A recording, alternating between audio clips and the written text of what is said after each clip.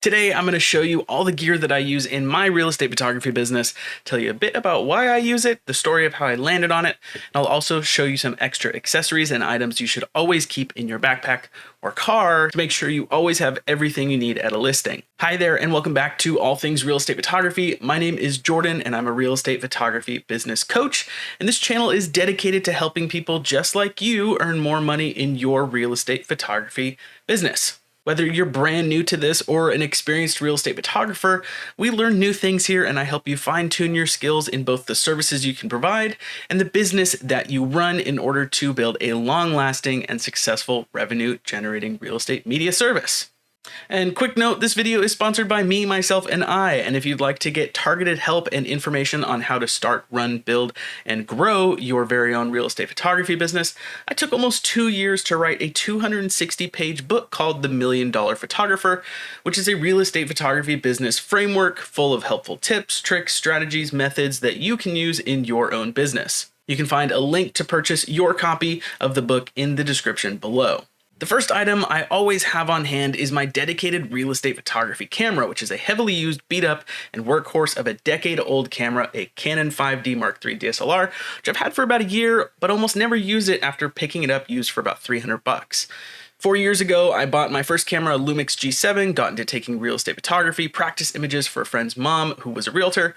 I quickly realized I had no idea what I was doing, so I researched a ton and decided that I needed a full frame camera and that I also needed to spend top dollar. So I bought a $1,400 Sony a7 III and a 16 to 35mm f4 lens. The lens had a bunch of issues, so I returned it and picked up a $1,300 Sigma 14 to 24mm f2.8, which was also complete overkill. Then I moved to an a7S III because I wanted better video, but then I downgraded to this crop sensor Canon M50 for shits and giggles, then bought another a7 III, this time paired with a Sony 12 to 24mm f4, then downgraded to a Sony a6600 paired with a Sigma 10 to 18mm f2.8, which is a horrible lens. As you can see, I've gone through a ton of different real estate photography cameras, and most YouTubers who live off affiliate links will always try and sell you the latest and greatest cameras, try to make it seem like just because a new camera came out that older tech like this is somehow too outdated and is no longer capable of getting a professional result. This is wrong. If you want a fully capable full-frame camera for real estate photography, a Canon 5D Mark I, II, III like this are all fantastic choices for extreme budget cameras. They're super durable, they last forever, the battery life is insane. The main reason I decided to start using this camera was because I wanted to prove to not only myself but to all of you that you don't need to blow $2,000 on a camera just to take pictures of homes. Sure, it doesn't have a flippy screen, it doesn't have a bunch of fancy bells and whistles, but for real estate photography you don't really need any of that. The lens that basically lives on my 5D Mark III is a Sigma 12 to 24mm f4 lens, which actually came out in 2003, so this is a 21-year-old lens. So when I was 7 years old, this was first sold. And it's still a beast of a lens more than 2 decades later. I picked this up for $700 used on MPB and it's been a blast and a half to use. It's tack sharp, super wide, and barely has any distortion at 12mm at all. Like I talked about before, my first full frame wide angle lens was the Sony Zeiss 16 to 35, but I think I got a bad copy so I returned it. I actually got another 16 to 35 right after that, but I think I got another bad copy because the edges were just super soft on that too. Then I got that 14 to 24mm Sigma and it was a complete beast of a lens, just extremely expensive. But if you're using it for both photos and video, it's a solid choice.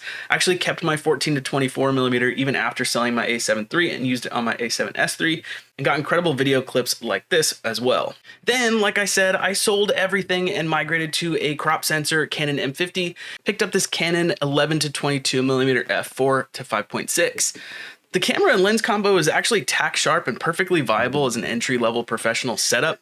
My only gripe with Canon crop sensor cameras like this M50 is that instead of Sony, Fuji, and Nikon crop sensors and how they all have a 1.5x crop factor, Canon carries a little over a 1.6 times crop factor, and they didn't make a 10mm lens for the EF mount, so you're stuck with about a 17.6mm field of view at the absolute widest, which for my market is just too narrow. If you're somewhere like Texas where the average house is a 3,000 square foot McMansion, then it's perfect, but in my market, a lot of houses are less than 1,000 square feet, with tiny rooms, so I found that using a full frame with a 12mm is pretty necessary and it just speeds up my workflow, so that's what I use.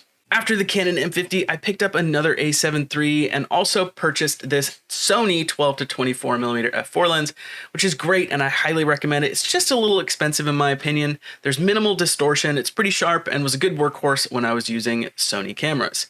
Then I used a crop sensor A6400 and a Sony 10 to 18 f4, which was a pretty good lens pair, but I didn't like the A6400's tiny battery life, so I sold that setup after a few shoots.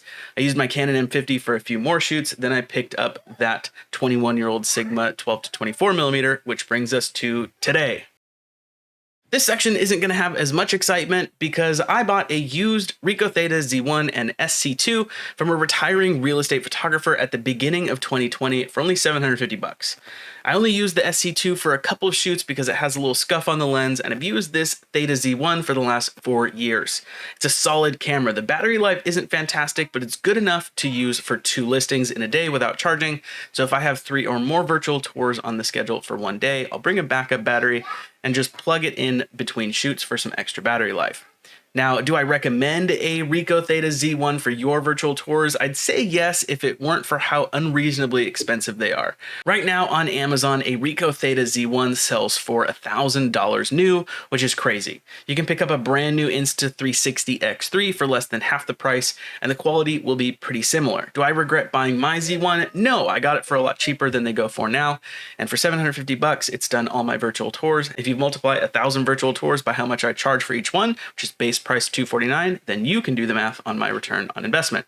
So it's a worthwhile piece of camera equipment if I do say so myself. If you'd like to watch a video of all things virtual tours using this camera, you can click above my head somewhere to watch that video after this one. For my drone, I use a DJI Air 3 drone with the Fly More combo. I picked this up for about $1,400 brand new, including the warranty, and it's an awesome drone. There are a lot of cool features that you get for the price. I really like the 70mm lens, which gets me some really nice compression in my listing videos, as you can see here.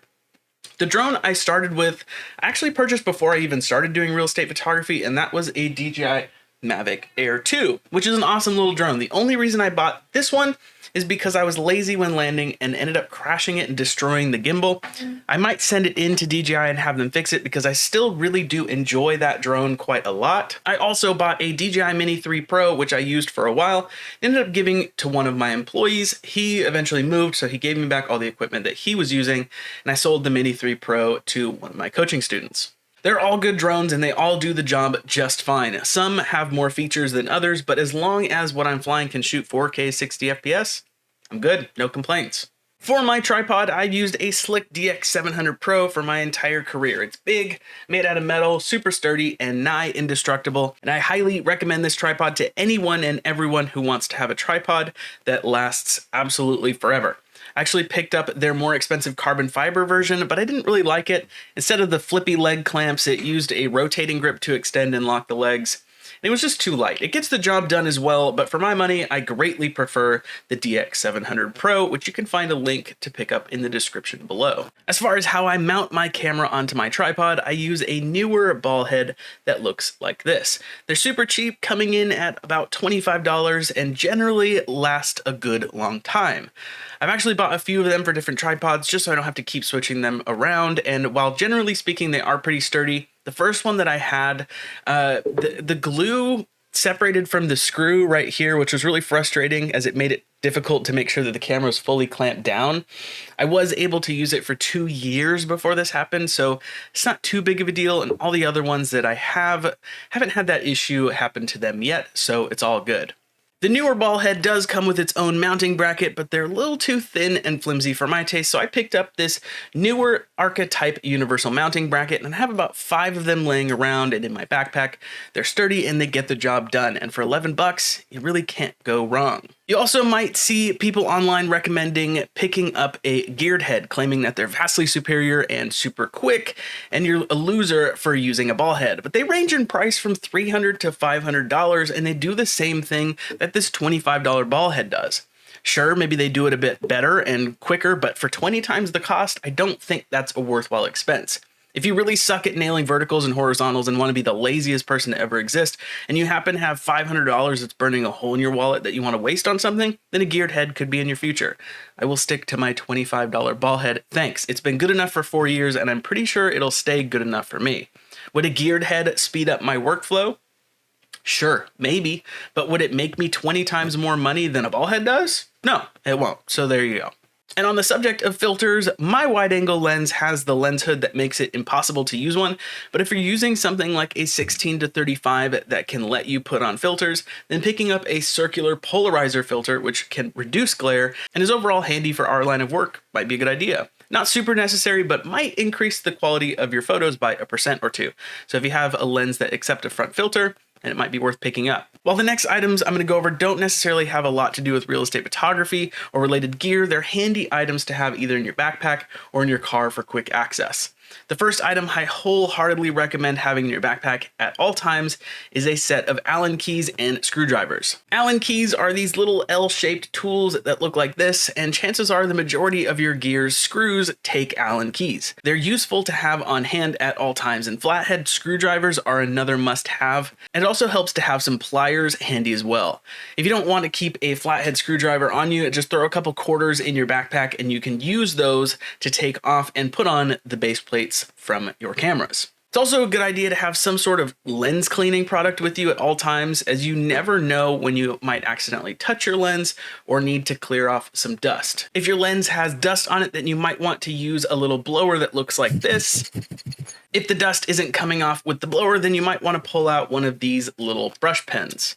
For lens smudges, you want to get a very fine microfiber lens cleaning cloth and gently wipe those smudges away. I put a link to a cleaning kit in the description below at the very end of my gear list if you want to check that out. As far as the backpack that I use, I picked up this Platinum Street Tech Pro 300 from Best Buy a few years ago, and it's a super awesome backpack. Unfortunately, they no longer sell it, but I've seen them on eBay from time to time for pretty cheap, like 60 bucks. I bought that for like 150, so it might be worth checking out. They have a ton of room and a convenient side zipper that links straight into the main body of the backpack, a nice top zipper that can either function as its own section, or you can remove the lining and have it linked directly to the body of the backpack as well, just for quick reach of a lens or something like that. It also has this really cool bottom section, which I found to be a perfect fit for a drone actually, or extra batteries, or your DJI Osmo Mobile 6 and some batteries. It actually fits a DJI Air 2 controller and 2 batteries absolutely perfectly. So if you use either a DJI Air 2 or Air 2S or Mini 3 Pro, then this little bottom section is the perfect place for it. As far as batteries go, they make this awesome battery charger that also doubles as a battery case and a battery bank in a pinch. They make them for both Sony batteries and Canon batteries, and they're super, super handy to have. They've got a little USB-C, USB-A. I've left a link to either these Canon or Sony versions in the description below if you'd like to check them out. The last item I cannot stress enough to always have in your car, and I'm serious, is a roll of toilet paper. You'd never know how you might be feeling on a shoot, what you ate the night before, and sometimes you'll be shooting a vacant property that has absolutely no toilet paper or anything to get the job done, and nature's calling. I know this is kind of gross, but this can happen to anyone, and you never know what might happen. Better to be prepared, and having this roll of toilet paper in my car has saved me on more than one occasion. That's really it. It's a good idea to always have water in your car as well, but there's not really much more that you'd need to get to be a full-service real estate photography provider. If you have any questions or you have an idea for a video you'd like to see, drop them in the comment box below and I will reply to you. Feel free to like this video and subscribe if you want to see more. And if you're interested in one-on-one coaching, I do have a program that you might be interested in, which you can find more information on in the description below. If you're keen on getting immediate information, I have a book that I just finished writing and finally released called The $1 Million Photographer, which is a real estate photography business framework. It's basically just an A to Z guide on how to start, build, run, and grow your real estate photography business from scratch. If you'd like to check that out, you can pick up a copy of that ebook in the description below. Toodaloo!